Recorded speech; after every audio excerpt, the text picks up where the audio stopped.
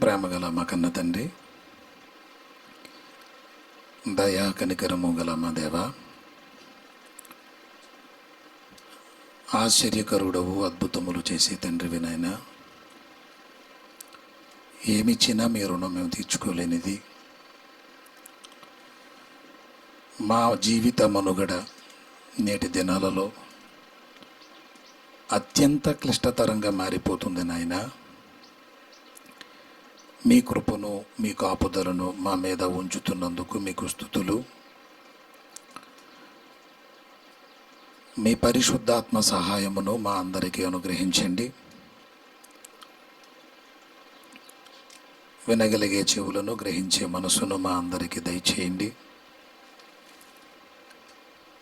మీ రెక్కల నీడలో నీ పిల్లలందరినీ దాచి కాచి కాపాడమని, పర సంబంధమైన ప్రతి దీవెనలు, ప్రతి ఆశీర్వాదములు మాకు అనుగ్రహించమని తండ్రి, ఈ లోకంలో ఈరోజు ఒక ప్రత్యేకమైనటువంటి రోజునైనా దేవ, దీనిని బట్టి మా జీవితానికి అవసరమైన సంగతులను మాకు తెలియజేయమని, ఇకను రానై ఉన్న నీ పిల్లలను సకాలంలో నడిపించండి. మీరే మహిమ, ఘనత, ప్రభావములు పొందుకొనమని యేసు నామములో ఈ ప్రార్థన అడుగుచున్నాము తండ్రి, ఆమెన్.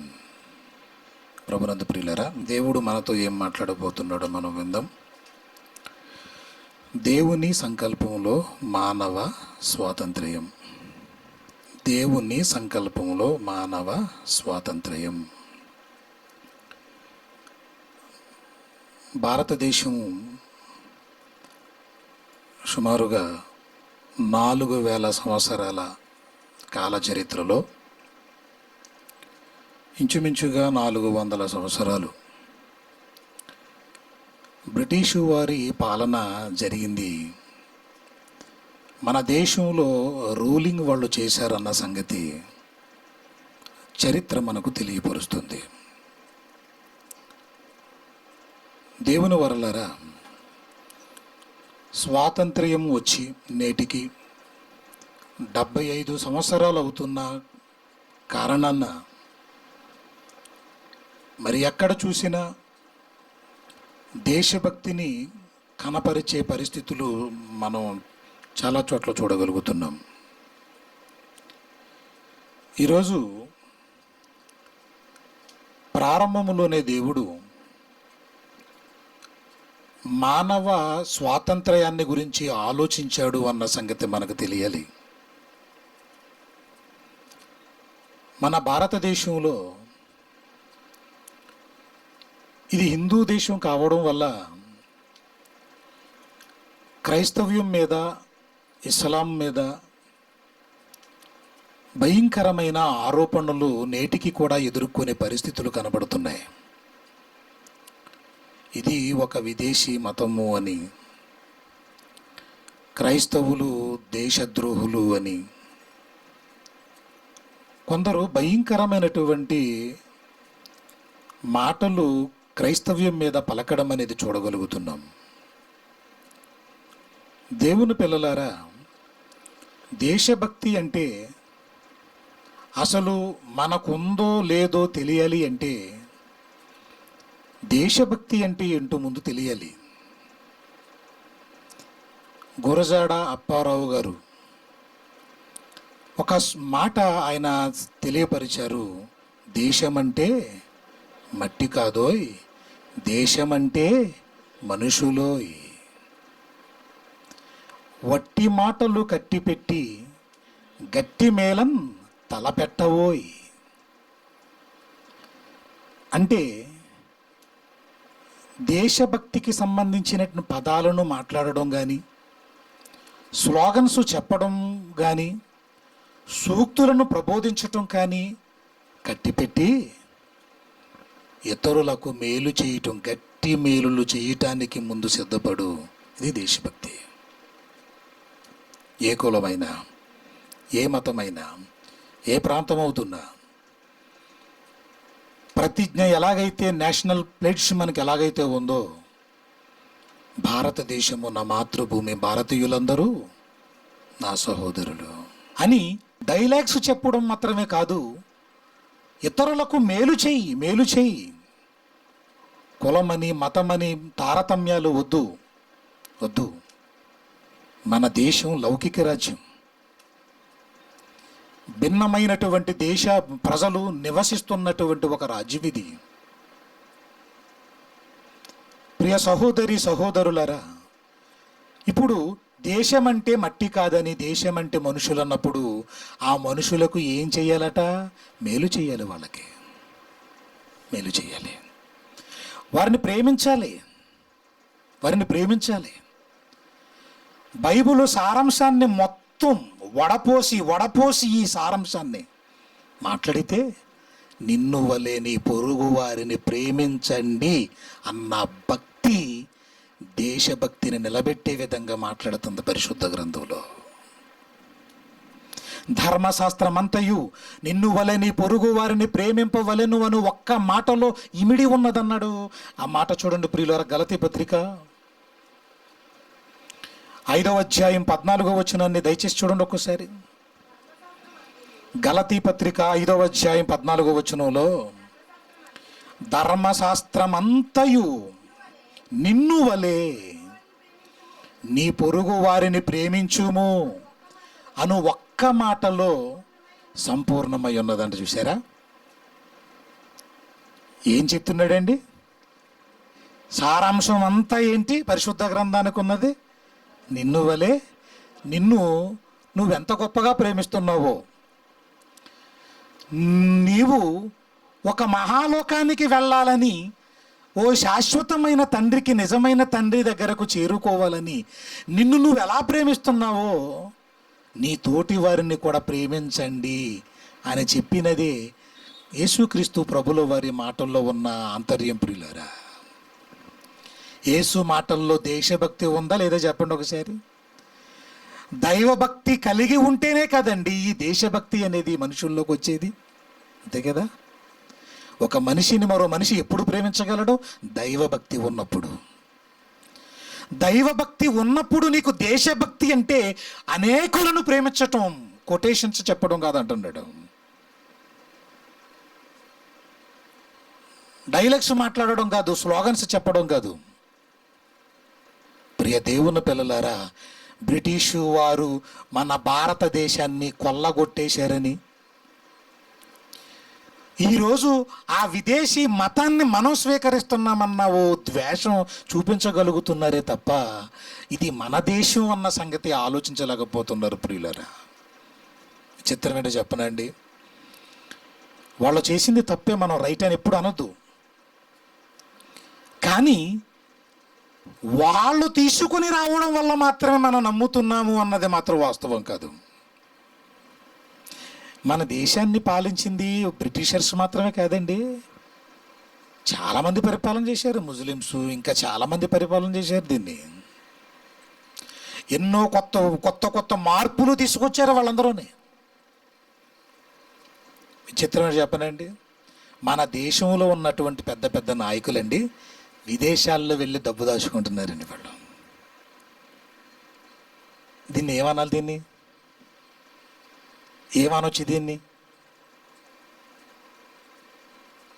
ఎన్నో న్యాయ వ్యవస్థలు కానీ, పోస్టల్ డిపార్ట్మెంట్ కానీ, ఇంకా కో ఎడ్యుకేషన్స్ కానీ, ప్రింటింగ్ ప్రెస్లు కానీ,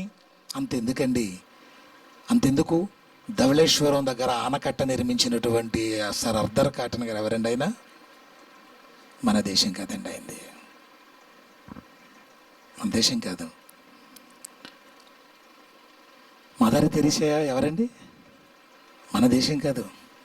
ఈ దేశాలను క్రీస్తు ప్రేమను గుండెల్లో పెట్టుకుని మన దేశానికి వచ్చి కలకత్తాలో అనాథులను, కుష్ఠరోగులను, దిక్కులేని వారిని చేరదీసి తన దగ్గర డబ్బులు అయిపోతే రోడ్ల మీదకి వెళ్ళి, కార్ల దగ్గరికి వెళ్ళి అడుక్కునేదండి పాపం. ఆమె ఎంత అవమానం చేసేవారు తెలుసా? అలా డోర్ తీసి ముఖం మీద ఉమ్మేస్తే వెంటనే తుడుచుకుని మరో కారు దగ్గరికి వెళ్ళి డబ్బులు అడుక్కునేది. ఇలాంటి సేవా కార్యక్రమాలు చేసిన ఆ మహనీయురాలు దేశభక్తిని చూపించినట్టుగా ఇదిగో యేసు మాటలు అనుసరించి నడుచుకున్నదిగా మనకు కనబడుతుంది. మన దేశంలో ఉన్న వాళ్ళే మన దేశస్తుల్ని ఏం చేసినా పర్వాలేదు, మనల్ని జలగల్లాగా పీల్చి పిప్పు చేసి పారేసినా మనకు పర్వాలేదు. వేరే దేశవస్తువుల నుంచి వచ్చినటువంటి ఏదైనా కొన్ని కార్యక్రమాలు చేపడితే వాటిని వర్ణించలేం, కానీ ఏదో చేశారని మాత్రం ముద్రలు వేయటం ఎంతవరకు సబబు? ప్రియ దేవుని పిల్లలారా, నిజమైన దేశభక్తిని గురించి చెబుతుంది బైబిల్. నీ దేశాన్ని కాపాడుకో, నీ దేశాన్ని భద్రపరచుకో, నీ దేశాన్ని సంరక్షించుకో. నీ దేశంలో ఉన్న ప్రజలని, దేశం అంటే మట్టి కాదు, ప్రజలు ఈ ప్రజలను ప్రేమించు ప్రేమించు ప్రేమించు. దేవుని పిల్లలారా, ఇది మనకు నేర్పుతున్నాడు పరిశుద్ధ గ్రంథంలో. స్వాతంత్ర్యం విషయంలో దేవుడు మన గురించి ఇప్పుడు ఆలోచించటం కాదు, ఎప్పుడో ఆలోచించాడు. సృష్టి పుట్టకముందే దేవుడు ఆలోచిస్తున్నాడు, ప్రణాళికలు వేస్తున్నాడు. దానిని మనం సంకల్పం అంటున్నాం. సంకల్పం అంటాం మనం దాన్ని.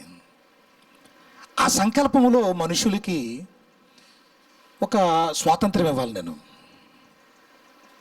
దేవుడు ఎంత గొప్పవాడో ఈ సమయంలో మనకు అర్థం అవ్వాలి ప్రియులారా. మనం నమ్ముకున్న దేవుడు అండి, చాలా గర్వంగా అనిపిస్తుంటుంది ఒక్కొక్కసారి. నేను నమ్ముకున్న దేవుడు సామాన్యుడు కాదు. ఆయన కులాలను ప్రోత్సహించలేదు, మతాలను ప్రోత్సహించలేదు, విద్వేషాలను ప్రోత్సహించలేదు, పగలను ద్వేషాలను ప్రోత్సహించలేదు. పాపమును తీసేసుకోండి అని మాత్రమే చెప్పాడు. గర్వపడాలండి ఆ మహానుభావుడిని చూసి, ప్రభువు వారిని చూసి గర్వపడాలి యావత్తు ప్రపంచం. దేవుని పిల్లలారా, మానవులను స్వేచ్ఛ స్వాతంత్ర్యము గలవారిగా నేను ఉంచాలని ఏదైనా తోటలోనే ఫ్రీడమ్ ఇచ్చేసాడు వీళ్ళకి. ఫ్రీడమ్, స్వాతంత్ర్యం ఇచ్చేసాడు వీళ్ళకి. ఆదాము అవ్వల్ని కలుగజేసి మంచి చెడువులిచ్చు తెలివినిచ్చు వృక్షాన్ని చూపించాడా? ఇది మీరు తినొద్దు, మీరు తినాల్సినవి ఇవిగో, ఇవన్నీ మీరు తినండి, ఇవన్నీ మీరు తినండి. ఈ రెండు ఉన్నాయా? తినాల్సినవి ఉన్నాయి, తినకూడనివి కూడా ఉన్నాయి. ఇప్పుడు స్వాతంత్ర్యం ఎవరికుంది? ఆదాము అవ్వలకుంది. ఏ నిర్ణయం తీసుకోవాలి? ఎవరి మీద ఆధారపడి ఉంది? మన మీద ఆధారపడి ఉందంతా. నాయన ఇదిగో నా సంకల్పం, ఇదిగో నేను నీకు తోడుగా ఉండాలంటే, నా కృప నీకు తోడుగా ఉండాలంటే నువ్వు ఎలా, ఇది నీ బెటర్ వే. లేదు నాకు ఇష్టం లేదు, నేను ఎలాగే ఉంటాను అనుకుంటావు, అదిగో ఆ మార్గం. నిర్ణయం మాత్రం నీదే. స్వాతంత్ర్యం ఇచ్చాడు. ఏదైనా తోటలో స్వాతంత్ర్యాన్ని ఇచ్చాడు దేవుడు మనిషికి.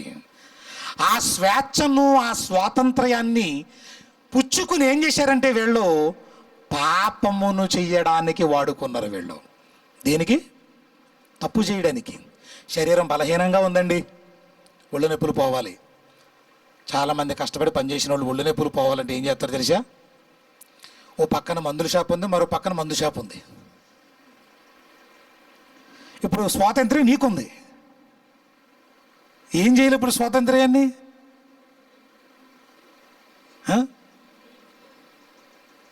ట్యాబ్లెట్లు ఎందుకులే అని మందుకే వెళ్ళిపోయి ఉంటే స్వేచ్ఛను ఏం చేసావు? దుర్వినియోగపరుచుకున్నావు నువ్వు. నీ స్వేచ్ఛ స్వాతంత్ర్యాన్ని సద్వినియోగం చేసుకోలేదు, దుర్వినియోగం. ఆ రోజు మొదలుకొని ప్రియమైన దేవుని పిల్లలారా, చాలామంది మనసులో ఉంటుంది కానీ చెప్పరు. ఏంటంటే, ఏదేం తోటలో సాతాన్ని ఎందుకంటే ఉంచడం, అక్కడ తోలు తీసిదాన్ని అవతలకి ఎంటే తెలిసింది, అక్కడ లేకుండా చేసేస్తే బాగుండు కదా అనిపిస్తుంటుంది మనకి కదండి. ఉంచి మంచి పని చేశాడా, తీసేస్తే బాగుండా? చెప్పండి, ఏం చేస్తే బాగుండు? ఏమండి?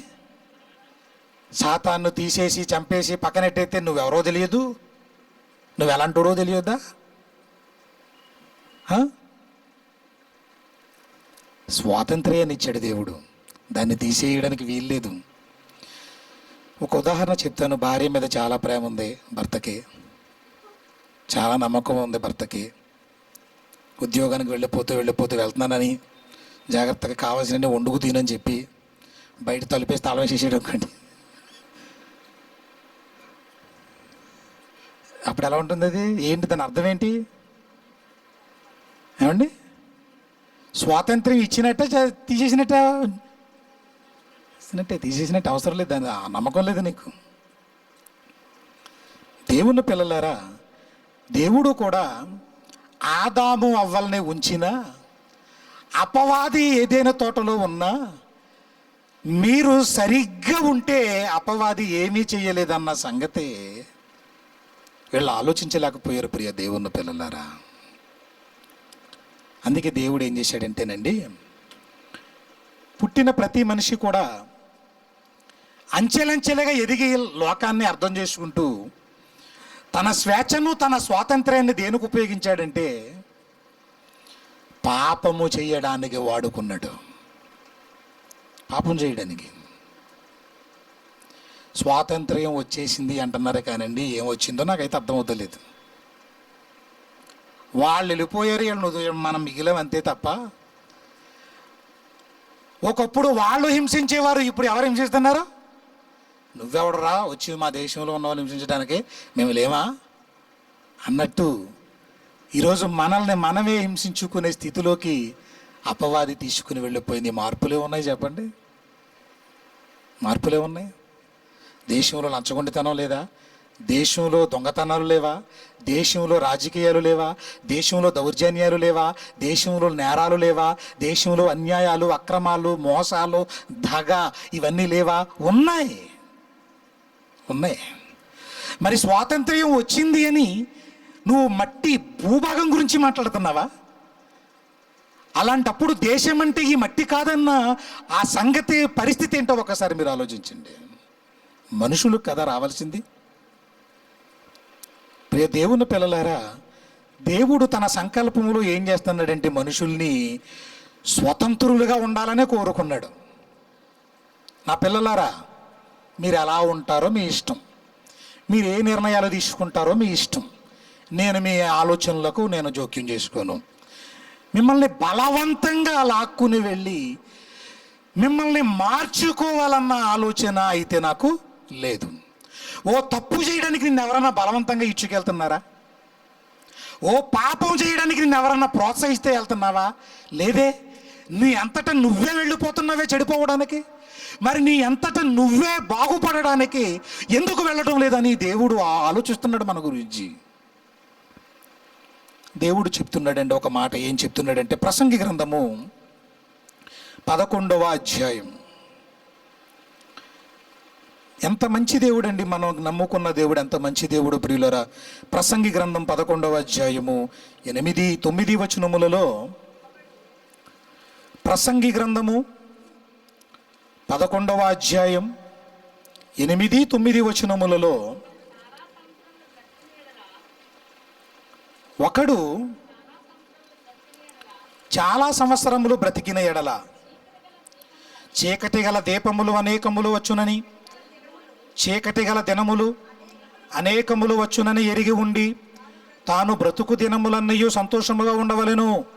రాబోవునదంతయు వ్యర్థము. 9వ వచనం చాలా ఇంపార్టెంట్. యవనుడే గురించే కాదు, అందరూ యవనుడా నీ యవనమందు సంతోషపడము. ఏమంటున్నాడండి? సంతోషించమన్నాడు, వద్దన్నాడా? ఎంజాయ్ అన్నాడంతే. నీ ఇష్టం, నువ్వు తాగుతావో తందనాలాడతావో చచ్చిపోతావో నీ ఇష్టం.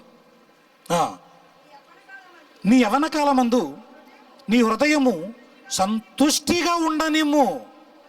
నీకు ఏ కోరికలైతే వస్తున్నాయో ఆ కోరిక చొప్పునను, నువ్వు ఏమైతే చూస్తున్నావో నీ దృష్టి యొక్క ఇష్టము చొప్పునను ప్రవర్తించుము. నీ ఇష్టం నాయన, నీ ఇష్టం. నేను నీ విషయంలోకి జోక్యం చేసుకోను. నేను నీ నిర్ణయాలకు అడ్డు తగలను, నిన్ను ఇబ్బంది పెట్టను, నిన్ను బలవంతం చెయ్యను అని చెప్పంటున్నాడు. అయితే వీటన్నిటినీ బట్టి దేవుడు నిన్ను తీర్పులోనికి తెచ్చునని జ్ఞాపకము ఉంచుకొనుము అన్నాడు. చూడండి, అన్నీ బాగా చెప్పేసి ఏమన్నాడు? నా కుమారుడా, నువ్వు తాగాలనుకుంటున్నావా? విచారం చేయాలనుకుంటున్నావా? దొంగతనం చేయాలనుకుంటున్నావా? నువ్వు ఏదైనా పాపం చేయాలనుకుంటున్నావా? నీ కోరికలు నెరవేర్చుకోవాలనుకుంటున్నావా? నీ దృష్టి యొక్క ఏ చూపు అయితే చూస్తున్నావో అన్నీ చేయాలనుకుంటున్నావా? నీ ఇష్టం. But one condition. ఏంటది? వీటన్ని నువ్వు చేసిన అన్నిటిని బట్టి మరి తీర్పులోకి తెస్తాను మరి అన్నాడు. మరి తీసుకురావాలి కదా. మన దేశానికి చట్టం ఉంది, ప్రతి దేశానికి ఉంది చట్టం. నీకు ఎన్నో అవకాశాలని కల్పిస్తుంది, నీకు ఎన్నో అవకాశాలు, హక్కులు తెలియపరుస్తుంది. అలాగని నీ ఇష్టం వచ్చినట్టుగా ఉంటే చట్టం అనేది చూస్తూ ఊరుకోదు. చూసారా, మనకు రాజ్యాంగం ఉంది, మనకు ఒక చట్టం ఉంది. ఆ చట్టం ప్రకారంగా నీకు ఏ నష్టం జరిగినా నీకు సహాయం జరుగుతుంది, నీకు ఏ మేలు పొందుకోవాలన్నా నువ్వు పొందుకోవచ్చు. అలాగని నీ ఇష్టం వచ్చినట్టుగా గనక బ్రతికితే గనక చట్టం అనేది ఊరుకోదు. దేవుని పిల్లలారా, దేవుడు కూడా అంతే. ఒక చట్టం, ఇదిగో నువ్వు మంచి చెడ్డల తెలివినిచ్చే వృక్షఫలాన్ని తింటావో, నేను తినొద్దు అన్నదాన్ని తింటావో, నేను తినండి అని చెప్పిన దాన్ని తింటావో అని ఇష్టం. చెప్పడం నా ధర్మం, చెప్పడం నా బాధ్యత. మీరు నా పిల్లలు, నేను మీకు తండ్రిని.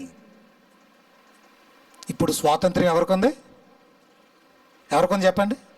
ఇప్పుడు స్వాతంత్ర్యం ఉంది కదా అని చెప్పి దేనికి ఉపయోగించుకున్నాం మనం? దేనికండి? స్వాతంత్ర్యం ఇచ్చాడు కదా అని చెప్పేసి దేనికి ఉపయోగించుకుంటున్నాం మనం? తప్పు చేయడానికి, పాపం చేయడానికి.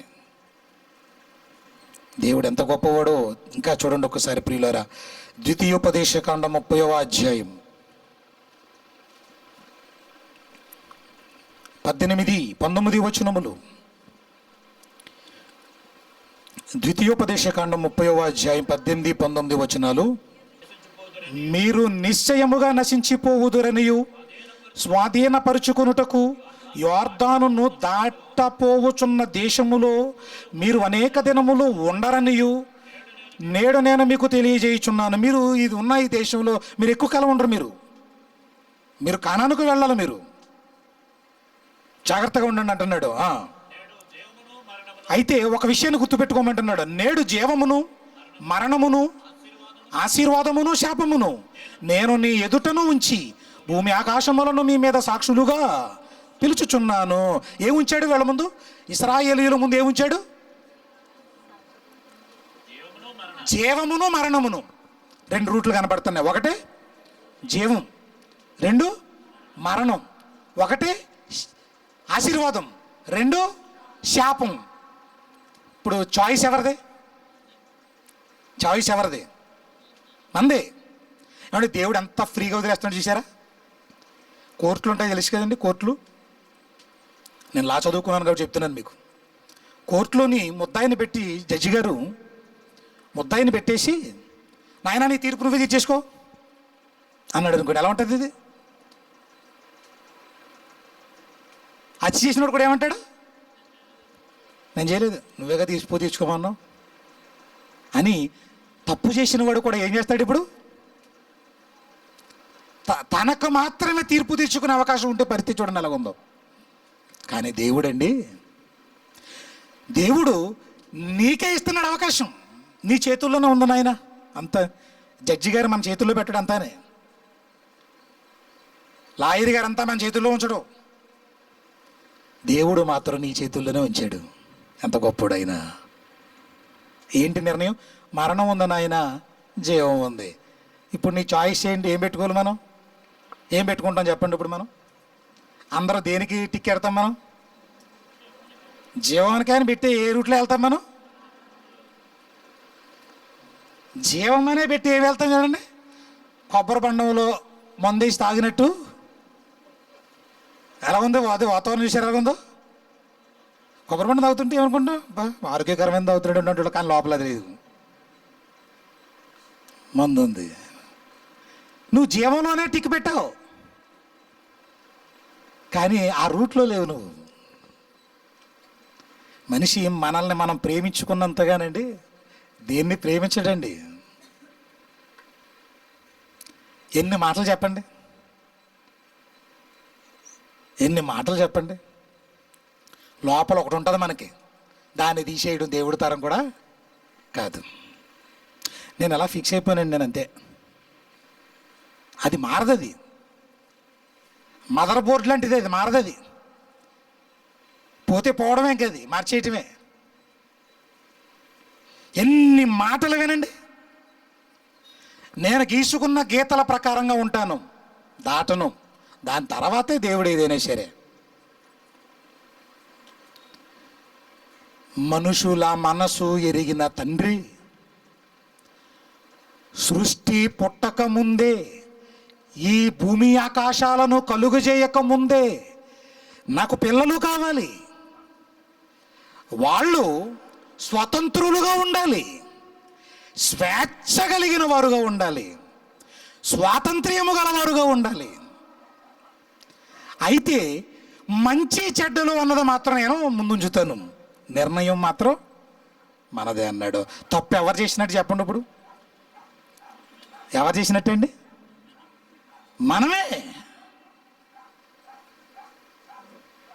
గుర్రాన్ని ఎక్కడి దాకా తీసుకెళ్ళగలమంట? మనం చెరువు దాకా తీసుకెళ్ళగలమంట. తాగు అని తన్నేసినా కానీ, దాన్ని అవసరమైతే మొగాన్ని నెట్టి ముంచేసినా కానీ ఉంటుంది కదా. తాగకపోతే మాత్రం దాని ఇష్టం, అది తాగాల వద్దా అన్నది దాని నిర్ణయం. ఎవరినన్నా బలవంతంగా పాదనికి ఈడ్చుకొచ్చేసామనుకోండి,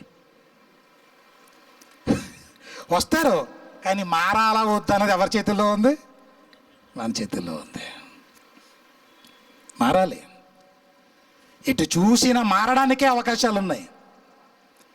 మానవ సమాజాన్ని చూసిన దేవుడు స్వేచ్ఛనిచ్చాను. ఆ స్వేచ్ఛను ఎలా వాడుకున్నారేంటి నా పిల్లలు? నేను స్వేచ్ఛనిచ్చాను కదా అని చెప్పేసి తిని తాగి తందనాలాడి నా ఇష్టం వచ్చినట్టుగా బ్రతుకుతానని పాపం చేయడానికే వాడుకుంటున్నారేంటి? మంచి చేయడానికి ఉపయోగించుకోరేంటి స్వాతంత్ర్యాన్ని? ఏంటి వీళ్ళు ఎలా అయిపోయారు అని బాధపడుతూనే ఉన్నటువంటి కన్న తండ్రి ఏమని చెబుతున్నాడో ఇశ్రాయేలు జనాంగం గురించి చూడండి ప్రియులారా. బాధపడుతున్నాడండి ఆయన. ఇర్మియా గ్రంథము 8వ అధ్యాయం, ఇర్మియా గ్రంథము 8వ అధ్యాయం, ఇర్మియా గ్రంథము 8వ అధ్యాయము 4వ వచనం నుండి. దయచేసి అందరూ చూడండి ప్రియులారా. ఇర్మియా గ్రంథము 8వ అధ్యాయం 4వ వచనం నుండి. మరియు యెహోవా ఎలాగూ సెలవిచ్చుచున్నాడని వారితో చెప్పుము. ఇర్మియా, నా సేవకుడవైన ఇర్మియా, ఇశ్రాయేలు ప్రజలతో నేను చెప్పేది చెప్పు. అలాగే తండ్రి, చెప్పటం నా ధర్మం. నువ్వు చెప్పమన్నది నేను చెప్తాను. మారడం మారకపోవడం అనేది ఎవరిష్టం? అది ఎవరిష్టం? మన ఇష్టం. అది మీ ఇష్టం అంటున్నాడు. ఎన్నో మాటలు వింటున్నాం. ఇంకా చెప్పాలంటే మన మొదటి వర్తమానంలో విన్నట్టుగా మన వినే మాటలు ఎక్కడ దొరకనన్ని గొప్ప మాటలు వింటున్నాం. మన హృదయాల్లో గుచ్చుకుపోయే మాటలు వింటున్నాం. మన జీవితాన్ని సరిదిద్దుకోవాలనిపించే మాటలు వింటున్నాం. మారకపోతే ఎవరు తప్పండి? విన్నవాళ్ళే తప్పు. యెహోవా ఎలాగో సెలవిచ్చుచున్నాడని వారితో చెప్పుము. మనుషులు పడి తిరిగి లేవకుందురా అని అడుగుతున్నాడు. మనందరికీ తెలిసిన పదాలు. మనుషులు పడి తిరిగి లేవరా అంటున్నాడు. సైకిల్ దుక్కుతున్నావో, బండి నడుపుతున్నావో, జారిపోయి కింద పడిపోయావు, లెగిస్తావా? లేవా? లెగిస్తారా? లేవరా? లేస్తారు. పడిపోయినోడు లేస్తాడు. మరి పాపములో పడిపోయి నువ్వు లేవే అంటున్నాడు. నువ్వు లేవేంటి? తప్పిపోయిన వాడు తిరిగి వస్తాడా? రాడా? వస్తుంది. మరి తప్పిపోతున్నా నువ్వెందుకు రావడం లేదు? మీరెందుకు రావడం లేదు? ఆ పడిపోయిన చోట మురుక్కుంటే బాగుందని ఎందుకుంటున్నావు? ఆ పాపములను పడి తెచ్చేలా ఉందని అనుకుంటున్నావేంటి? నాకు అదే బాగుంది అనుకుంటున్నావేంటి? నాకు అదే నచ్చుతుంది అంటున్నావేంటి? నేను ఇదే చేస్తానంటున్నావేంటి? నేను తిరిగి లేవను, నేను మారనంటున్నావేంటి? ఏంటి ఇలా అంటున్నాం మనం? ఇదే మాట్లాడుతున్నాడు వాళ్ళతో. మనుషులు పడితే లేవకుందురా, తొలగిపోయిన తర్వాత మనుషులు తిరిగి రారా అని అడుగుతున్నాడు. వస్తారా రారా? లేస్తారా లేవరా? చెప్పండి మీరు. లేస్తారో వస్తారు? యెరూషలేము ప్రజలు ఎలా విశ్వాసఘాతకులై నిత్యము ద్రోహము చేయుచున్నారు అన్నాడు. చూడండి, అంటే ఎవరి గురించి మాట్లాడుతున్నాడు ఇది అమ్మా? విశ్వాసఘాతకులంట. ఎవరు వాళ్ళు? ఎవరమ్మా? మనమా? ఇశ్రాయేలీలా? ఆనాడు ఇశ్రాయేలీలు వాళ్ళ బాబులు, ఈరోజు భూమి మీద బ్రతుకుతున్నాం మనం కదా అండి? కదా? పడిపోయినాడు బాగా దుగ్మలు వేసిపోయి ఎవరైనా చూస్తే పరుగుపోద్దేమని కాళ్ళు వేసి తుడి చేసుకుంటాడు. ఎరా పడ్డాడే? పడలేదు. ఈ బురద ఎవడంటే చేశాడు అంతే. వాళ్ళది నేను పడతాను ఏంటి ఆయన మనం సర్దేసుకుంటాం కదా. పడిపోయినట్టు దిగ్గులు వేసిపోతున్నాడు, ఒక క్షణం ఉండలేకపోతున్నాడు. ప్రియులారా, పాపంలో పడ్డావు, నువ్వు తెలుసో తెలియకో. ఇంక లేవా అందులోంచి? నువ్వు రావా? ఇంకా రావా? నువ్వు రావా అందులోంచి? నువ్వు లేవా? తిరిగి లేవవా? ఏం చేయాలండి మనల్ని? ఏం చేయాలి? వారు మోసమును ఆశ్రయము చేసుకుంటున్నారు. మోసాన్ని ఎక్కువ నమ్ముతారండి. మనిషి ఎక్కువగా ఎవరిని నమ్ముతాడండి? గొర్రె కషాయుడిని నమ్ముతుందట. ఉదయాన్నే ఈ బాక్స్ తేవడానికి వెళ్తుంటే ఒక ఆయన మేకపోతుని ఒళ్ళో పెట్టుకుని తీసుకెళ్తున్నాడు. దాన్ని అలాగా వీడు ఎంత మంచోడు అనుకుంటుంది. అది ఇంత జాగ్రత్తగా ఒళ్ళో పెట్టి తిప్పుకుంటున్నాడు. అబ్బాలే దొరకడుకుంటుంది. నేను అతను వెనకాలే వెళ్తున్నాను. అలాగా అతను వంక నా మేక వంక చూసింది నేను అలాగా. ఇంకో పావు గంటలు ఏం చేస్తాడు? దాన్ని మెడ నరికేస్తాడు, దాన్ని తలకాయ నరికేస్తాడు. దాన్ని మోసం నమ్ముతారు మనుషులు ఎక్కువగా. నిజాన్ని నెత్తి నూరు కొట్టుకున్న నమ్మరండి. అబద్ధాన్ని ఎక్కువగా ప్రేమిస్తారండి. అక్రమాన్ని ఎక్కువగా ప్రేమిస్తారండి. సత్యాన్ని, నిజాన్ని మాత్రం చేదుగా తీసుకుంటారు. ప్రియమైన దేవుని పిల్లలారా, ఒక మంచి పనిని చేయడానికి ఆలోచిస్తాం. కూర్చొని ఆలోచిద్దాం. అదే నాశనం అయిపోయే పని అయితే కూర్చొని ఆలోచించి నాశనం అయిపోదాం అనుకుంటారా? ఇంకేముందా? చెడు చేయడానికి ఆలోచించవు, మంచి చేయడానికి ఆలోచిస్తావు. ఆలోచనలతో నుంచే వెనక్కి వెళ్ళిపోద్ది. జరగదు అది. వారు మోసమును ఆశ్రయము చేసుకుని తిరిగి రామని ఎలా చెప్పుచున్నారు. ఏమన్నారంటే ఇర్మియా ప్రవక్త, నువ్వు చెప్పిందంతా బాగానే ఉంది. దేవుడు ఎలా చెప్పాడా? పడిపోయినోడు తిరిగి లేవరా అని అడుగుతున్నాడా? తప్పిపోయినోడు తిరిగి రాడా అని అడుగుతున్నాడా? మీరు విశ్వాసఘాతకులుగా ఉండి పాపంలోనే ఉండిపోతున్నారు, మీరు ఇంకా రారా అని అడుగుతున్నాడా? మేము రాం. ఏమన్నారా చూడండి వాళ్ళు ఏమన్నారండి? వాళ్ళు మేము రామని ఎలా చెప్పుచున్నారంటే ఏం చెప్పారు వీళ్ళు? మేము రామ్, మాకు ఇదే బాగుంది, అద్దు అదుపు లేదు, నేను ఆడిందల్లా ఆట, పాడిందల్లా పాట, నేనే రాజుని, నేనే మహారాజుని, నా మాట ఎవడన్నా వినాలగా నేను ఎవడ మాట వినను. చెప్పు, నీ దేవుడికి చెప్పి వెళ్ళే మేము రాము, మేము రామని చెప్పు. మాకు ఈ పాపమే బాగుంది, మాకు రుచిగా ఉంది. ఈ పాపం తేనె కంటే తీయగా కనపడుతుంది మాకు. ఈ బురదలోనే ఉంటాం, ఈ మురికిలోనే ఉంటాం, ఈ పాపములోనే బ్రతుకుతాం, మేము రామ్. చెప్పండి ఇంకేమన్నాడు? నేను చెవియొగ్గి వారి మాటలు వింటున్నాను. పాపం వింటున్నాడంటండి, ఆ మాటలు కూడా వింటున్నాడంటండి ఆయన. పనికి మాలిన మాటలు వారు ఆడుచున్నారు. నేనేమి చేసి తినని చెప్పి తన చెడుతనమును గూర్చి పశ్చాత్తాపపడువాడు ఒకడును లేకపోయాడేంటండి బాబు? ఇప్పుడన్నా తప్పు చేసి నువ్వు ఎప్పుడన్నా పశ్చాత్తాపడుతున్నావా? దేవుణ్ణి బాధ పెడుతున్నాను, నేను తప్పు చేశాను, ఆయన్ని ఏడిపిస్తున్నాను, నేను ఆనందపడుతున్నాను, ఆయన్ని ఏడిపిస్తూ నేను సంతోషపడుతున్నాను.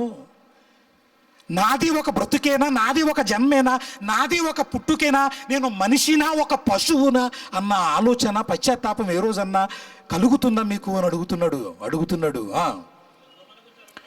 ఏ వేటిని చూపిస్తున్నాడు చూడండి. యుద్ధమునకు పోవు చొరబడు గుర్రము వలె ప్రతి వాడు తనకిష్టమైన మార్గమును తిరుగుచున్నాడు. ఎవరికి ఇష్టం వచ్చిన మార్గంలో తిరుగుతున్నారంటండి. ఆకాశములు, అదుగో చూడండి కొంగలు, ఆకాశములకు ఎగురు శంకుబుడి కొంగ అయినను తన కాలమును ఎరుగును. ఈ శంకుబుడి కొంగలండి సైబేరియన్ దేశం నుంచి వస్తూ ఉంటాయి. మంచుగడ్డలు విపరీతంగా మారిపోతుంది. ఎటు చూసినా మంచి వాటికి తినడానికి తిండి ఉండదు. అప్పుడు వలసకు వస్తూ ఉంటాయి అవి. మేము ఎప్పుడు వలస వెళ్ళాలి? ఆ వలస పూర్తయిపోయిన తర్వాత ఎప్పుడు మరలా మా దేశానికి వెళ్ళాలి? ఆకాశములకు ఎగురు సంగుబుడి కొంగ అయినను తమ కాలమును ఎరుగును. పక్షులకి తెలుస్తుంది తన కాలం.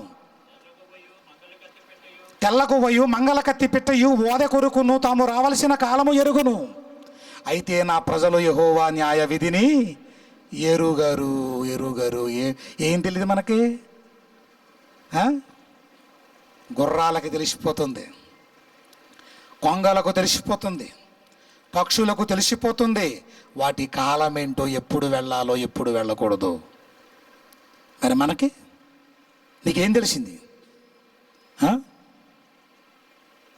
దేవుని పిల్లలారా అండి, నాకు ఒక డౌట్ అండి, అడుగుతున్నాను, అడగమంటారా? వద్దంటారా? చెప్పండి. మిమ్మల్ని అడుగుతుంది, విత్ యువర్ పర్మిషన్ అడగనా?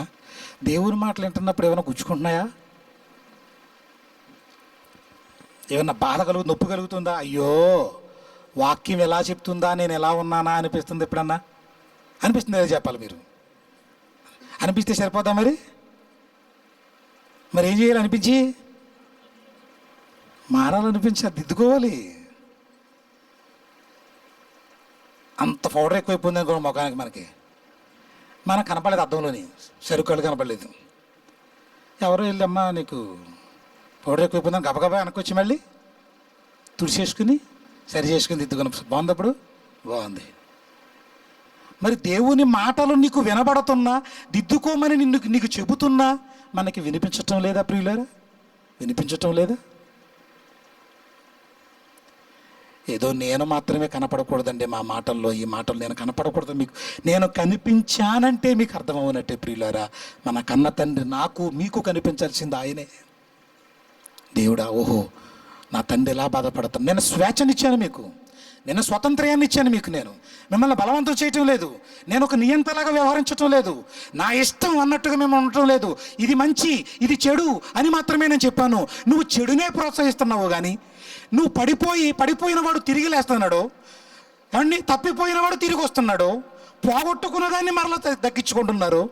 మరెందుకు పాపములో నువ్వు ఉండి ఎందుకు నువ్వు మరలా అదే స్వాతంత్ర్యముతో దేవుని వైపుకు రావడం లేదు ఎందుకు అని అడుగుతున్నాడు ఆయన. ఇంకా చూద్దాం. ఇర్మీయా గ్రంథము 4వ అధ్యాయం.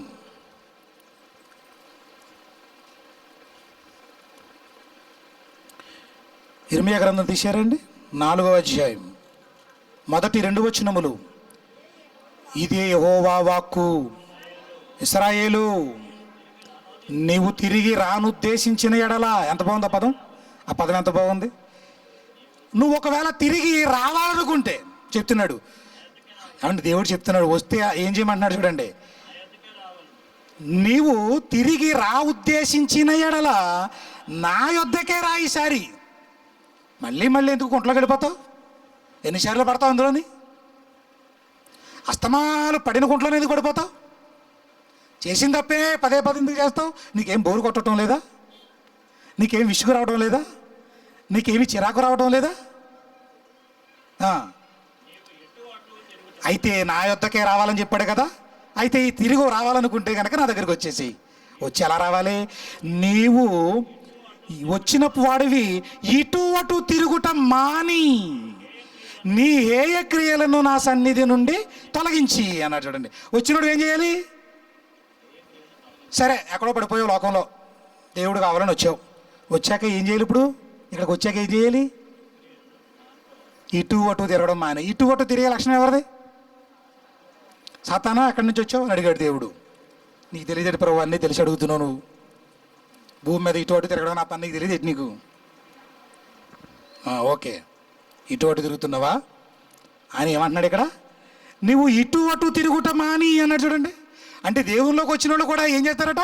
లోకంలో పాపంలో, అయ్యో పాపంలో ఉండిపోయాను, దేవునికి దూరం అయిపోయాను, నరకానికి వెళ్ళిపోతానేమో అని భయపడి, బాధపడి, పశ్చాత్తాపపడి నేను ఇప్పుడు ఎక్కడికి వెళ్ళాలి అని ఆలోచించి అదే స్వేచ్ఛతో నా దగ్గరికి రావాలనుకుంటున్నావేమో నువ్వు. రా, వెల్కమ్, యువర్ ఆల్వేస్ వెల్కమ్. అయితే వచ్చాక నువ్వు కుదురుండాలి. నువ్వు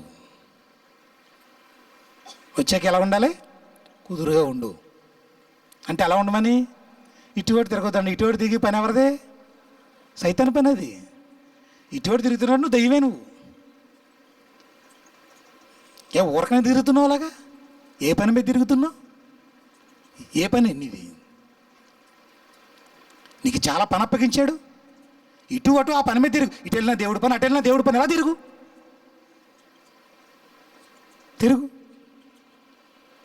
ఇటు అటు తిరుగుట మాని, ఇంకా ఇటు అటు తిరగటం మానేటండి దేవుడు ప్రార్థనకు రావడం. చెప్పండి, ఇటు అటు అంటే ఏంటి? ప్రార్థనకి రావడం, లోకంలోకి వెళ్ళడం, ప్రార్థనలో అక్కడ ఎక్కువసేపు ఉండడం, ఇక్కడ ఎక్కువసేపు ఉండడం. అప్పుడు మన పరిస్థితి ఏంటి చెప్పండి? ఇప్పుడు లోకంలోనూ ఎక్కువసేపు ఉండలేక, దేవునిలోనూ ఎక్కువసేపు ఉండలేక మరి ఎక్కడ ఉంటావు నువ్వు? ఇటు అటు తిరుగుతావా? సైతాన్ పని అది. ఏమన్నాడు? నీ హేయ అంటే అసహ్యకరమైన క్రియలను నా సన్నిధి నుండి తొలగించి, సత్యమును బట్టి, న్యాయమును బట్టి, నీతిని బట్టి యెహోవా జీవము తోడని ప్రమాణము చేసిన ఎడల జనములు ఆయన యందు తనకు ఆశీర్వాదము కలుగుననుకుందురు, ఆయన యందు అతిశయపడుదురు అంటారు. వచ్చేవాడిని ఎలా రమ్మన్నాడు చెప్పండి? వచ్చేవాడిని ఎలా రమ్మన్నాడు? దేవునిలోకి తిరిగి తిరిగి తిరిగి లోకంలో నుంచి ఎలా రావాలి వచ్చేవాళ్ళు? తప్పిపోయిన కుమారుడు మనకు బాగా తెలుసు. ఇది చాలా ఇష్టమైన సందర్భం అండి నాకు. ఇది చాలా, ఈ సందర్భాలు గుర్తు చేస్తుంటేనే చాలా ఏడుపు వస్తుంది. స్వేచ్ఛ ఉంది కొడుక్కి. తప్పిపోయిన కుమారుడు తండ్రి దగ్గర నా ఆస్తి నాకు ఇస్తావా ఇవ్వా? స్వేచ్ఛ కదండి, స్వాతంత్రం ఇచ్చాడు కదండి. అడిగేశాడు ఆ స్వాతంత్ర్యంతో. తండ్రి కూడా వద్దన్నాడా, ఇస్తానన్నాడా? ఇచ్చేశాడా, ఇవ్వలేదా? ఇచ్చేశాడు. ఇస్తానన్నాడా? యారా ఎందుకు ఇవ్వాలి నీకు అని అడిగాడా? ఇచ్చేశాడు. ఎందుకు ఇచ్చేశాడు చెప్పండి? స్వాతంత్ర్యం ఇచ్చాడు కదా, అందుకు. నేను ఇవ్వనన్నాడంటే ఎలా ఉంటుంది? అది స్వేచ్ఛను హరించేసినట్టు ఉంది. అది తీసుకో. పనిచేశాడు, వెళ్ళిపోయాడు. వ్యభిచారాలు అన్నాడు, దుర్వ్యాపారాలు అన్నాడు, చెడు వ్యసనాలు అన్నాడు, ఎన్ని నీచ కార్యాలు చేయాలో చేసేసాడు. డబ్బులు ఖర్చు అయిపోయాయి మొత్తం. తినడానికి తిండి లేదు, తినేసిన వాళ్ళు ఏమో కనబడతలేదు. కరువు వచ్చేసింది ఆ ప్రాంతంలో. ఓ పనికి కుదిరాడు. ఏం పని అది? ఓ జాబ్ వచ్చింది. ఏ ఉద్యోగం అది? పందులు కాసే ఉద్యోగం. పందులు కాసేసిన తర్వాత నెలంతా అయిపోయాక అయ్యా జీతం అని అడిగాడు. ఒరే, పందులు కాసేవాడు కూడా నీకు జీతం కావాలిట్రా? ఆ పందులు తినే దాంట్లో నువ్వు కూడా కొంచెం ఆ పందులు తినే తిండి తిను. స్వాతంత్ర్యంతో అడిగేశాడు. తండ్రి నుండి దూరం అయిపోయాడు. వెళ్ళి ఏం బాగుపడ్డాడు? దేవుణ్ణి కాదని నువ్వు ఎంత దూరం వెళ్తావు? నీ తండ్రిని వద్దని నువ్వు ఏం చేయగలవు చెప్పు? నీ తండ్రిని వదిలేసి నువ్వు ఉండగలవా? మనశ్శాంతిగా బతకగలవా?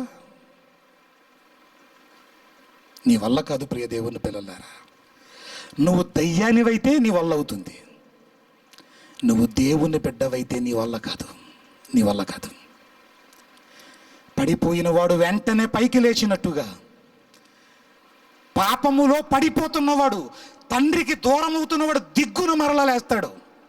నా తండ్రి వైపుకు నేను వెళ్ళిపోవాలనుకుంటాడు. ఏ స్వాతంత్ర్యం ఉందని ఆస్తిని పంచుకుని తండ్రికి దూరమై వెళ్ళిపోయాడో ఒకరోజు కూర్చుని ఆలోచిస్తున్నాడు. స్వతహాగా ఆలోచిస్తున్నాడు తప్ప ఎవరు చెప్పట్లేదు అతనికి. నా తండ్రి ఏంట కూలి వాళ్ళ జీవితం చాలా బాగుంది కదా, నేనేంటి ఎలా ఉన్నాను? నేను కూలి వాళ్ళే ధనవంతులుగా బ్రతుకుతున్నారు నా తండ్రి దగ్గర. ఏం కూడబెడదామని ఎలా వెళ్ళాను? నేనేమి సాధించాను? నా తండ్రిని కాదని నేనేమి సాధించాను? చాలా ఏడుస్తాడండి. వెళ్ళిపోదాం. నాన్న అని మాత్రం నేను పిలవలేను ఆయన్ని, నాకు అర్హత లేదు. కూలివాడిలో ఒక్కడిగానైనా ఉండే అవకాశాన్ని ఇవ్వని కాళ్ళ మీద పడిపోతాం. వెళ్ళాడు. అదే స్వాతంత్ర్యంతో, ఏ స్వాతంత్ర్యంతో తండ్రికి దూరం అయిపోయాడో అదే స్వాతంత్ర్యంతో ఎవరో చెబితే కాదు, ఎవరో బలవంతం చేస్తే కాదు, నీ అంతట నువ్వే వచ్చి తండ్రి ముందు నిలబడ్డాడు. అలా దూరంగా ఉన్నాడు, తలదించుకున్నాడు కొడుకు. తండ్రి పరిగెత్తుకుంటూ వెళుతున్నాడంటే, పరిగెడుతున్నాడు తండ్రి. నువ్వు కదా పరిగెట్టాల్సింది, తప్పు చేసిన నువ్వు కదా పరిగెట్టాల్సింది. తప్పు చేసి మొండివాడివైపోయావు. తప్పు చేస్తున్నప్పుడు కఠినుడు అయిపోతున్నావు. నీ పదాలు మారిపోతాయి, నీ మాటలు మారిపోతాయి, నీ మనసు మారిపోతుంది. నువ్వు అసలు మనిషివే కాదన్నట్టుగా మారిపోతుంటావు. పాపము నీ లోపల ఉంచుకున్నప్పుడు ప్రియులారా, తండ్రి పరిగెత్తుకుని పరిగెత్తుకుని పరిగెత్తుకుని వెళుతున్నాడు. వచ్చావా, వచ్చావా నా కుమారుడా, వచ్చావా? మెడ మీద పడి ముద్దు పెట్టుకున్నాడు, కౌగిలించుకున్నాడు. ఎంత ప్రేమ అండి దేవునికి. లూకా సువార్త 15వ అధ్యాయం 12వ వచనం నుంచి చూడండి ప్రియులారా. లూకా సువార్త 15వ అధ్యాయం 12వ వచనం. తీశారా? అందరూ తీశారా? వారిలో చిన్నవాడు, తండ్రి ఆస్తిలో నాకు వచ్చు భాగము ఇమ్మని తన తండ్రిని అడుగగా అతడు వానికి తన ఆస్తి పంచిపెట్టెను. కొన్ని దినములైన తర్వాత ఆ చిన్న కుమారుడు సమస్తమును కూర్చుకుని దూరదేశమునకు ప్రయాణమైపోయి అచ్చట తన ఆస్తిని దుర్వ్యాపారముల వలన పాడు చేసెను. అదంతయు ఖర్చు చేసిన తర్వాత ఆ దేశమందు గొప్ప కరువు రాగా వాడు ఇబ్బంది పడసాగి వెళ్ళి ఆ దేశస్థులలో ఒకరిని చెంత చేరెను. అతడు పందులను మేపుటకు తన పొలములోనికి వానిని పంపెను. వాడు పందులు తిను పొట్టుతో తన కడుపు నింపుకుని ఆశపడెను గాని ఎవడనూ వానికి ఏమీ ఇయ్యలేదు. అయితే బుద్ధి వచ్చినప్పుడు వాడు, బుద్ధి వచ్చింది, ఏదో రోజు రావాలండి. మనకెందుకు రాదు చెప్పమంటారా? బుద్ధి వచ్చే అవకాశాన్ని మనం ఇవ్వం. మనం ఇవ్వం. కాసేపు పశ్చాత్తాపడే ఆలోచన మనం రానివ్వం. మనం బుద్ధి వచ్చినప్పుడు ఏం చేశాడు? నా తండ్రి యొద్ద ఎంతోమంది కూలి వంటకు అన్నము సమృద్ధిగా ఉన్నది, నేనైతే ఇక్కడికి ఆకలితో చచ్చిపోవచ్చున్నాను. నేను లేచి నా తండ్రి యొద్దకు వెళ్ళి, తండ్రి, నేను పరలోకమునకును విరోధముగాను నీ ఎదుటను పాపము చేసి తిని ఇక మీదట నీ కుమారుడను అని అనిపించుకున్నటకు యోగ్యుడను కాను. నన్ను నీ కూలి వారిలో ఒకనిగా పెట్టుకొనమని అతనితో చెప్పుదును అనుకొని లేచి తండ్రి యొద్దకు వచ్చాను. పడినవాడు లేచాడు. వాడింకా దూరముగా ఉన్నప్పుడు తండ్రి వారిని చూచి కనికరపడిపోయాడండి. ఇదండి ప్రేమగల తండ్రి, ఇదండి ప్రేమగల తండ్రి మనసు. కనికరపడి పరిగెత్తి పరిగెత్తి పరిగెత్తి పరిగెత్తి వాని మెడ మీద పడి ముద్దు పెట్టుకుంటున్నాడంటండి. వచ్చావా, వచ్చావా నా కుమారుడా, వచ్చేసావా? తండ్రిని చూడలేకుండా ఉండలేకపోయావా నువ్వు? తండ్రి విలువ తెలిసిపోయిందా నాయనా? నీకు తెలిసిపోయిందా? నీకెప్పుడు తెలుస్తుంది? మరి మనకెప్పుడు తెలుస్తుంది? చాలాసార్లు అండి ఎలాంటి మాటలు చదువుతున్నప్పుడు చాలా బాధ వచ్చేస్తుంది మాటలు చదువుతుంటుంటే. అయినా కానీ మొదటి స్థానాన్ని మన కార్యక్రమాలకు ఇచ్చుకుంటున్నప్పుడు మనకి ఏమర్థమవుతుందా అనిపిస్తూ ఉంటుంది ఒక్కొక్కసారి. సీరియస్గా చావో రేవో అన్నట్టుగా నాకు దేవుడే మొదటి స్థానం అని ఆ స్థానాన్ని ఎక్కువగా మొదటిగా తండ్రికిచ్చి ఆయన సన్నిధికి రావడానికి కానీ ఆయన గురించి చెయ్యడానికి కానీ మనకి ఎప్పుడైనా ధైర్యం వహించగలుగుతున్నామా ప్రియులారా? తెగింపుందా? మన సొంత విషయాల్లో తెగించేసుకుంటాం. ఎంతైనా పర్వాలేదు. ఏం చేస్తావు? చచ్చిపోతావా? ఎంత త్యాగం నీది, నీ కుటుంబం కోసం, నీ కోసం. నీ తండ్రి గురించి ఏం చేసావు? నీ తండ్రి గురించి ఏం చేస్తున్నావు? ప్రియ సహోదరి సహోదరులారా, ఏది మనకి బెటరో చెప్తున్నాడు. మేకా గ్రంథం 6వ అధ్యాయం 8వ వచనం. మేకా గ్రంథం 6వ అధ్యాయం 8వ వచనం. మనుషుడా, ఏది ఉత్తమమో అది నీకు తెలియజేయబడి ఉన్నది చెప్పేశాడు. ప్రభుత్వం వారు రోడ్ల మీద వెళ్తున్నప్పుడండి ఆర్ఎన్బి వాళ్ళు ఏం చేస్తారంటే బోర్డులు పెడతారు, ఇక్కడ బ్రిడ్జ్ ప్రమాదకరంగా ఉంది, ఇలా వెళ్ళకండి,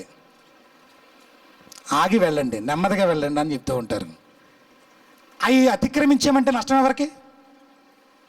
దారి మళ్లించడం అనేది ఎలా వెళ్ళాలి పక్క నుంచి అని బోర్డు పెట్టాడు అనుకోండి, ఆ బోర్డుని అనేసి నేను ఇలాగే వెళ్తాను వెళ్ళావు అనుకోండి. ఒక చోట నేను రాజమండ్రి కొవ్వూరు నుంచి అలా వచ్చేస్తున్నప్పుడు ఒక పెద్ద బోర్డు ఉందండి, ప్రమాదపు మలుపు ఆగి వెళ్ళమని ఉంది. మంచిదే కదండి అలా చెప్పడం. ఎవడికి ఉద్దేశాడు? దానికి ఉద్దేశాడండి, దానికి ఉద్దేశాడేంటి? ప్రమాదం ఇంకేం చెప్తారు? బుద్ధి మనకి ఎవడు చెప్తాడు? మనకి బుద్ధి ఎవడు చెప్తాడు చెప్పండి? ఆయన ఎప్పుడు కూడా మన స్వాతంత్ర్యాన్ని పాడు చేసేసుకుంటున్నామని బాధపడుతున్నాడు మన తండ్రి. నువ్వు బాగుండాలని కోరుకున్నాడు ఆయన.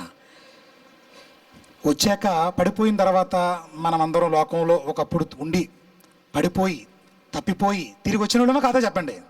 వచ్చిన తర్వాత ఏం చేయాలి? ఎలా ఉండాలి? మళ్ళీసారి పడిపోతాను ఆయన, మళ్ళీసారి వెళ్ళి అక్కడ దొరుకుంటూ వస్తాను ప్రభువా, మళ్ళీసారి వెళ్ళి అక్కడ కింద పడిపోయి లేవలేను ఆయన, ఇష్టం నీకు ఇష్టమైతే ఉండలే మానేసుకో. చాలామందిని చూస్తున్నాను నేను, నీకు ఇష్టమైతే ఉండలేదు మానే, నాకు దేవుడు ఉండటం, నేను మాత్రం పడి లేవను. చాలా బాగుంది ఇక్కడ. దీని మీద ఇంకొకటి తప్పుల మీద తప్పులు చేస్తాను తప్ప నేను నా వల్ల కాదు. రోజు రోజుకి పాపం గుండెల్లో దాచుకునేవాడు బండ కంటే కఠినమైపోతుంటాడు, కాలక్రమంలో ఓ దయ్యమైపోతాడు లాస్ట్కి. దేవుని పిల్లలారా, ఏమంటున్నాడు ఆ జీవితాన్ని ఒక్కసారి ప్రకటన గ్రంథం 3వ అధ్యాయం, ప్రకటన గ్రంథము 3వ అధ్యాయంలో 3వ అధ్యాయం 17వ వచనం నుంచి. అందరూ తీశారమ్మా? 3వ అధ్యాయం ఎంత? 17 నుంచి. నీవు దౌర్భాగ్యుడువు అంటే ఏంటో చెప్పాను కదండి. దౌర్భాగ్యుడు అంటే ఎవరట? దౌర్భాగ్యుడు అంటే ఎవరని చెప్పాను నేను? ఓ 10 సంవత్సరాల క్రితం ఏమని చెప్పాను చెప్పండి? 10 సంవత్సరాల క్రితం పోయిన వారమా చెప్పాను నేను. ఓ 10 సంవత్సరాల క్రితం చెప్పినట్టు మర్చిపోయారు మీరు. దౌర్భాగ్యుడు అంటే ఎవరండి? క్యారెక్టర్ లేనివాడు. ఇంకా నీవు దౌర్భాగ్యుడవును దిక్కుమాలిన వాడవును అన్నామనుకోండి, ఊరికో ప్రభా నాకు చాలామంది ఉంటేని, నాకు అమ్మ నాన్న భార్య భర్త పిల్లలు ఊరంతా చుట్టాలే నాకు అన్నామనుకో, నాయన అందరూ ఉన్న దిక్కుమాలుడు నువ్వు అంటాడంతే. నీకు అందరూ ఉన్నారు కానీ ఎవరు లేరు? నేను లేను. ప్రతి మాట నాకే అనుకుంటే బాగుంటుంది.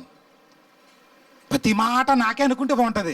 ఇది నా పక్కోడికి, అది మా ఇంటి అనుకున్నోడికి, ఇది నా ఇంటి ముందోడికి, అది ఎవడో ఇంకొకడికి అనుకున్నాం అనుకుంటే మనం మారం. ఇప్పుడుని నాకు అనుకుంటేనే మారతాం. నేను అలాగే అనుకుంటానండి. నీవు దౌర్భాగ్యుడవు, దిక్కుమాలిన వాడవు, దరిద్రుడవు, గుడ్డివాడవు. గుడ్డివాడంటే మన కళ్ళు ఉన్నాయా? కళ్ళు లేవా? మరి గుడ్డివాడు అంటాడేంటి అమ్మా? మనోనేత్రాలు మూసుకుపోయినాడు గుడ్డివాడు అంటే. అది ఏ కళ్ళు మూసుకుపోయాయి? పాపం చేస్తున్నామంటే ఏ కళ్ళు మూసుకుపోయాయి మనకి? అప్పుడప్పుడు ఎవరైనా ఉద్దేశం అనుకోండి, ఎరా కళ్ళు మూసుకుపోయినాయి అంటాడు మనల్ని.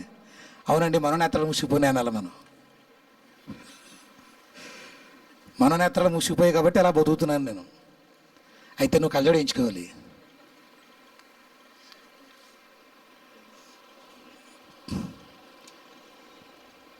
నీవు దౌర్భాగ్యుడవు, దిక్కుమాలిన వాడవు, దరిద్రుడవు, గుడ్డివాడవు, దిగంబరుడవై ఉన్నావంటే వస్త్రములు లేకుండా అంటే దేవుడు ధరించుకోమని చెప్పాడు. ఆ వస్త్రములు నీతి అనే వస్త్రాలు, రక్షణ అనే వస్త్రాలు, పెళ్లి వస్త్రములు, ఇవి లేక ఉన్నావని ఏరుగాక. నీ గురించి నీకు తెలియట్లేదు. నువ్వు ఎలాంటాడో నాకు బాగా తెలుసు. నువ్వు ఎలాంటోడు అయి ఉండి అలా ఏమనుకుంటున్నావంటే, నేను ధనవంతుడను, ధనవృద్ధి చేసి ఉన్నాను, నాకేమీ కొదువలేదని చెప్పుకొనుచున్నావు.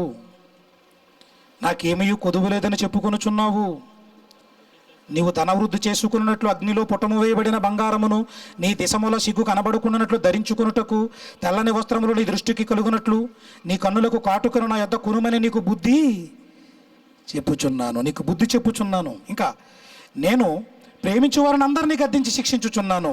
దేవుడు ప్రేమిస్తే ఏం చేస్తాడట? ఏం చేస్తాడమ్మా? నేను ప్రేమించు వారిని అందరినీ గద్దించి శిక్షించుచున్నాను. దేవుడు ప్రేమించిన వాళ్ళు ఏం చేస్తాడు? గద్దించి శిక్షిస్తూ ఉంటాడు. అంటే ఇప్పుడు ఏమైనా ప్రార్థన చేయాలి మనం? ప్రభువా, నిజంగా నన్ను ప్రేమిస్తే కొన్ని శ్రమలు ఎట్టవా నాకు.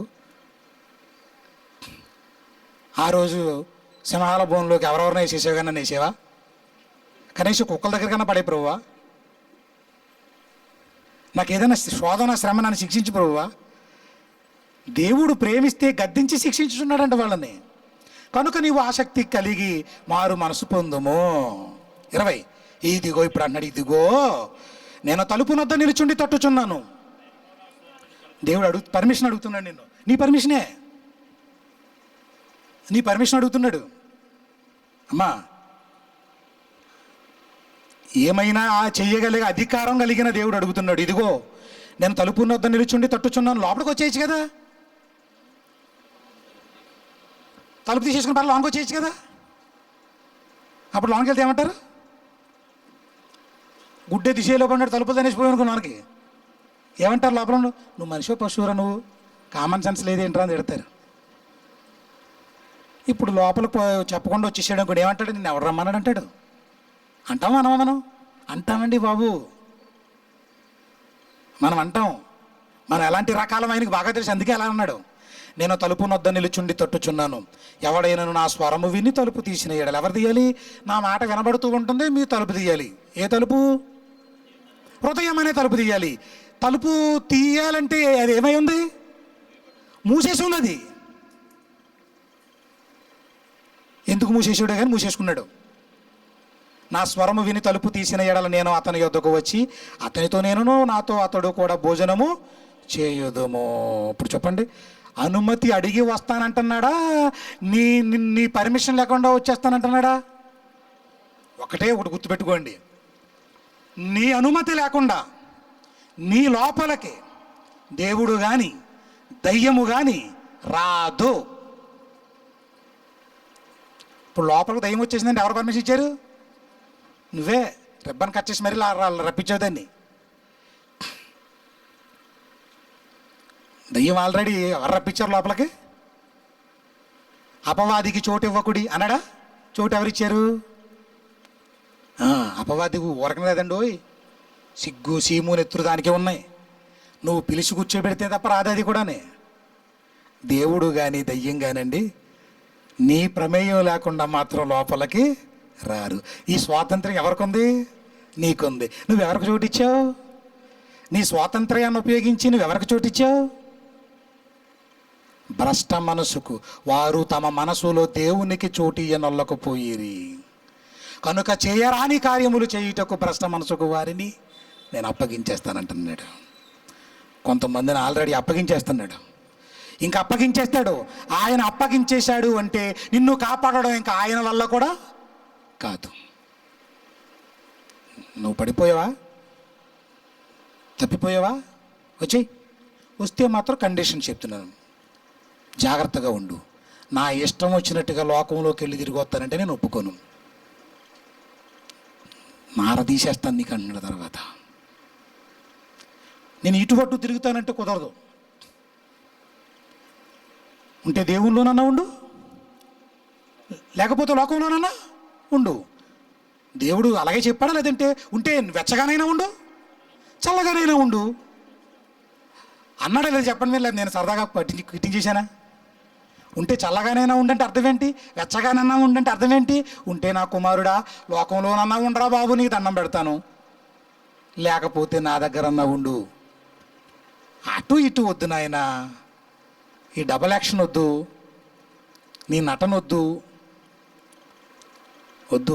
నీ వేషధారణ వద్దు. ఆలోచించండి ప్రియులారా, చివరి దినాల్లో ఉన్నాం మనం, చివరి క్షణాలలో బ్రతుకుతున్నాం మనం.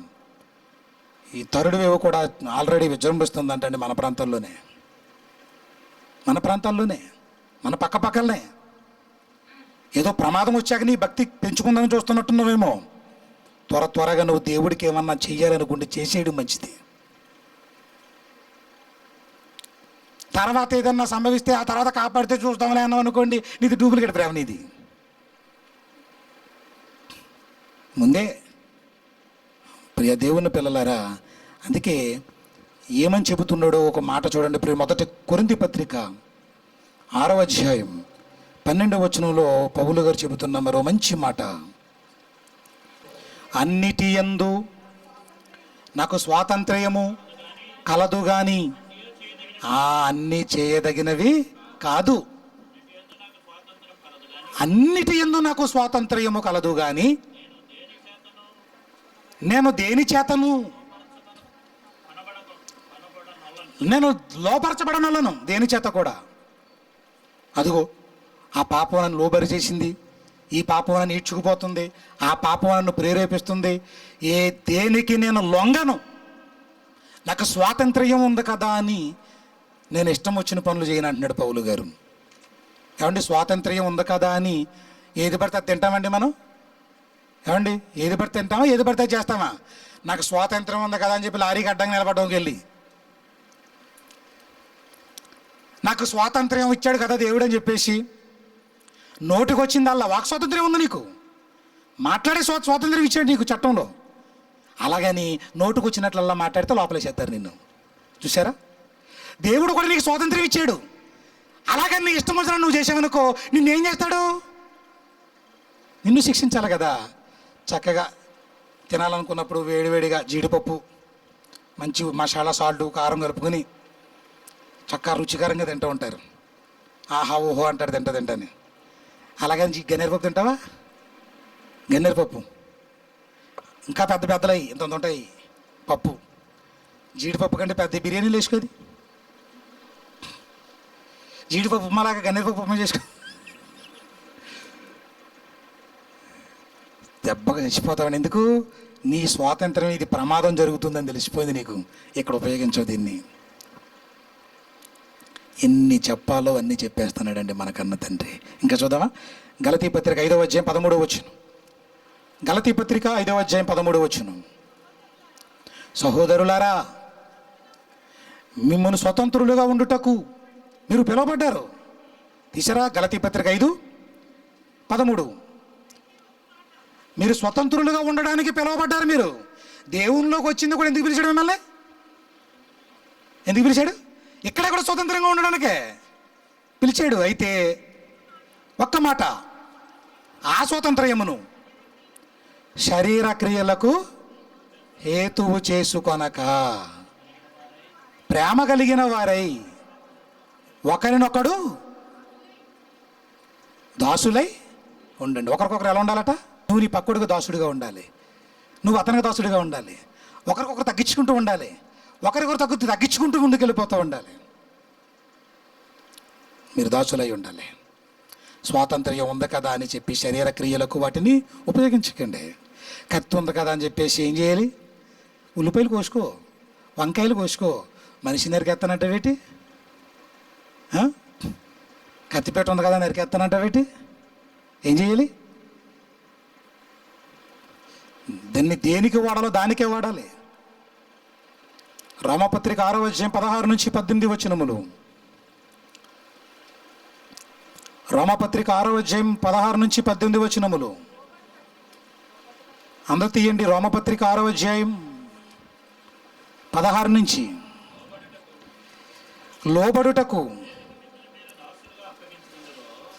లోబడుటకు దేనికి మిమ్మును మీరు దాసులుగా అప్పగించుకుందురో. దేనికి అప్పగించుకున్నారు మీరు? కానీ మీరు ఎవరన్నా దాసులుగా అప్పగించుకున్నారా? అప్పగించుకున్నారా? లోబడుటకు దేనికి మిమ్మును మీరు దాసులుగా అప్పగించుకుందురో అది చావు నిమిత్తముగా పాపమునకే గాని నీతి నిమిత్తముగా విధేయతకే గాని దేనికి మీరు లోబడుదురో దానికే దాసులగుదురని మీరెరుగరా. మీరు పాపమునకు దాసులై ఉంటిరి గాని ఏ ఉపదేశ క్రమమునకు మీరు అప్పగింపబడితిరో దానికి హృదయపూర్వకముగా లోబడిన వారైరి అన్నాడు. చూడండి ప్రియుల, పాపము నుండి విమోచింపబడి నీతికి దాసులైతిరి, ఇందుకు దేవునికి స్తోత్రము అంటున్నాడు. చూడండి ప్రియులరా,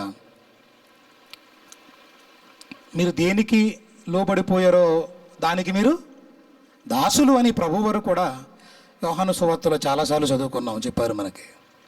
దేనికి దాసులైపోయారు మీరు? మిమ్మల్ని అడుగుతున్నాను నేను. మీరెవరైనా దేనికైనా దాసులయ్యారా? ఆయన ఒకటే అంటున్నాడు, ప్రభువా ప్రభువా నన్ను పిలవద్దు, నేను చెప్పు మాటల ప్రకారం మీరు చెయ్యక ప్రభువా ప్రభువా నన్ను ఎందుకు పిలుస్తున్నారు? మీరు నన్ను ఎందుకు పిలుస్తున్నారు? నో, నేను విన్ను. మీకు స్వాతంత్రాన్ని ఇచ్చాను ఏదైనా తోటలోనే. దాన్ని చెడుకు ఉపయోగించుకున్నారు తప్ప మంచికి ఉపయోగించలేదు. పోనీలే పాపం, పుట్టిన ప్రతి ఒక్కడు పాడైపోతున్నాడు కదా, పడిపోతున్నాడు కదా, తప్పిపోతున్నాడు కదా, పోనీలే మరలా ఒకవేళ తిరుగుదాం అనుకుంటున్నావేమో, అక్కడే ఉండి చచ్చిపోతానంటావా? నీ ఇష్టం. నీ కొరకు పాతాళం సిద్ధంగా ఉంది, ఎదురు చూస్తుంది. నాకు అక్కడే బాగుంది, ఆ పాపమే బాగుంది, ఆ పాపమే రుచిగా ఉంది, ఆ పాపమే ఇష్టంగా ఉంది, దాన్ని నేను విడిచిపెట్టి ఉండలేను అంటావా? ఉండు, నువ్వు చావు అక్కడ, నువ్వు చావు అక్కడే చావు, నువ్వు అక్కడే చచ్చిపో. లేదు నేను ఆ చావులో ఉండలేనయ్యా, నీ వైపు వస్తానంట వర్రా, వచ్చిన వాడు మాత్రం ఇటు అటు తిరగొద్దు. నీ హేయ క్రియలన్నీ మానేయి, నీ ప్రవర్తన జాగ్రత్తగా ఉంచుకో, దాసుడిగా లోబడే గుణాన్ని కలిగి ఉండు, తగ్గించుకునే స్వభావాన్ని కలిగి ఉండు. ప్రియ సహోదరి సహోదరులారా, మనల్ని దేవుడు అప్పుడప్పుడు చాలామంది అంటారు, నన్ను మార్చుకో ప్రభు అని. ఎవరు మార్చుకోవాలి? నిన్ను నువ్వు మార్చుకోవాలా, దేవుడు మార్చాలా? ఏమండి, ఎవరు మార్చాలండి? మనం మారాలా, దేవుడు మార్చాలా? ఆయన మారే అవకాశాన్ని ఇస్తాడు నీకు, నువ్వేం చేయాలి? సద్వినియోగం చేసుకోవాలి. ఛాన్సులు ఇస్తాడు నీకు చాలాసార్లు. మారినైనా ఆయన ఛాన్స్ ఇచ్చి పక్క నుంచి చూస్తూ ఉంటాడు, నువ్వు మారవు. కష్టమైన కానీ ఆ చెడు మార్గంలోనే వెళ్ళిపోతావు. అవకాశాలు ఇస్తున్నాడు మనకి, ఇంక లేవు, ఛాన్సెస్ లేవు. ప్రియ సహోదరి సహోదరులారా, మనల్ని బలవంతం చేయటం లేదు ఆయన. ఏమండి, అనుమతి లేకుండా దేవుడు రాడు, నెక్స్ట్ దయ్యము రాదు. అయితే అనుమతి ఎవరికి ఇస్తున్నావు? దయ్యానికి ఇస్తున్నావు. మనది ఎలాంటి స్వభావమో చూసారా ప్రియులరా? దానికి అనుమతిస్తున్నావు నువ్వే. చివరికి ఒక్క మాట చదువుకుని ప్రార్థించుకుందాం. ఎవరు బలవంతం చేయటం లేదు, కానీ ఎవరు నిన్ను ప్రేరేపిస్తున్నారు చూడండి ఒకసారి. 2 కొరింథీ పత్రిక 5వ అధ్యాయం చదువుకుని ప్రార్థన చేసుకుందాం. 2 కొరింథీ పత్రిక 5వ అధ్యాయం తీసారా? 14వ వచనం. క్రీస్తు ప్రేమ మమ్మును బలవంతము చేయుచున్నది.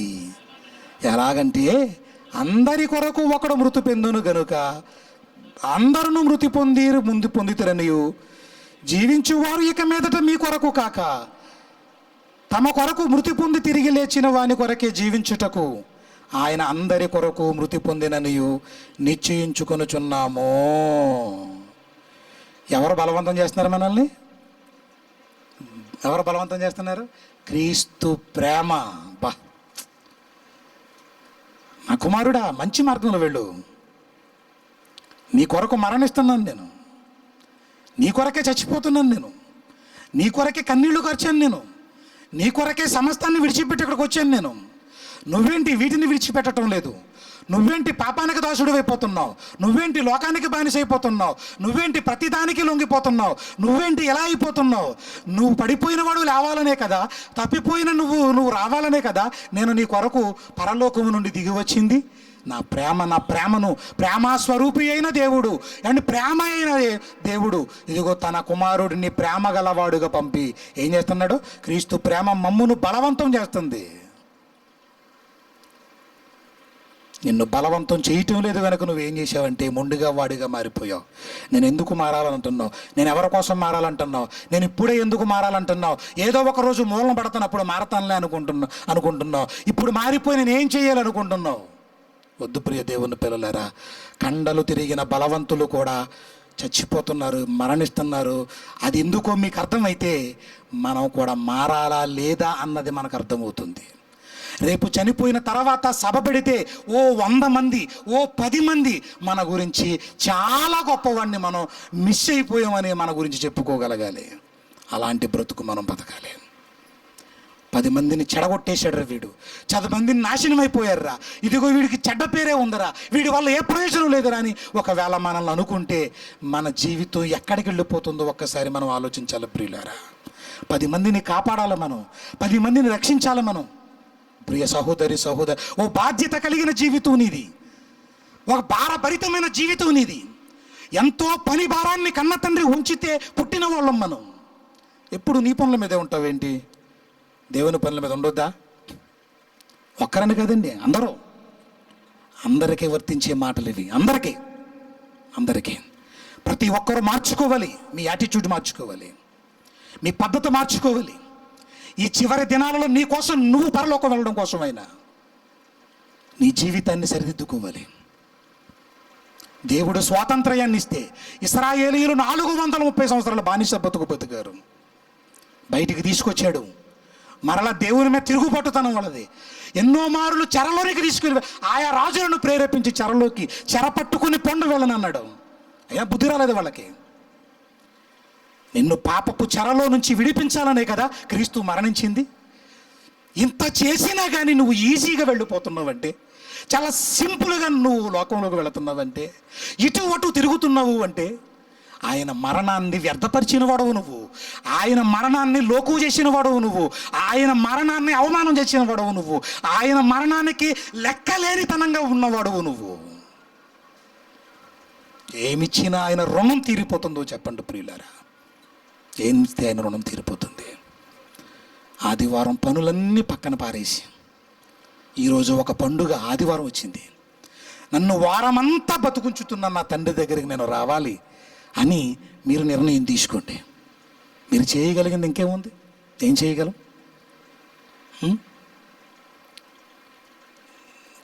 మనం బ్రతుకుతూ కొద్దిమందన దేవుని కోసం తీర్చిదిద్ది ఈ లోకాన్ని నుంచి వెళ్ళిపోదాం మనం. నాతో పాటు చదువుకున్న ఒక సోదరుడండి, రాజేష్ అని, లా కాలేజీలో ఫ్రెండ్. నాకు ఒక కాలేజీ పెట్టుకున్నాడు, వొకేషనల్ కాలేజ్, నడదవల ప్రాంతంలో పెట్టాడు. కోవిడ్ కారణంతో చనిపోయాడంట. 1 year అవుతుందంటే ఇప్పటికీ. రాత్రి ఫోన్ కాల్లో ఒకరు చెప్తుంటే నేను విని చాలా షాక్ అయిపోయాను. ప్రియ దేవుని పిల్లలారా,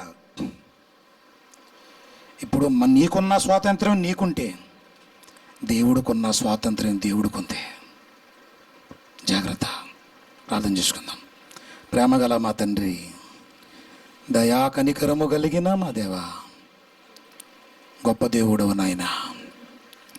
బ్రిటిషు వారి పాలన మాత్రమే విడిపించబడ్డాము అన్న ఆనందంలో ఉంటున్నామే కానీ, యావత్తు ప్రపంచాన్ని పాపములో బంధించి పరిపాలన చేస్తున్న బానిసలుగా, పాపపు బానిసలుగా మారుస్తున్న అపవాది నుంచి మీరు స్వేచ్ఛను, స్వాతంత్ర్యాన్ని మీరు మాకు ఇచ్చిన సద్వినియోగపరుచుకోలేకపోతున్నాము తండ్రి.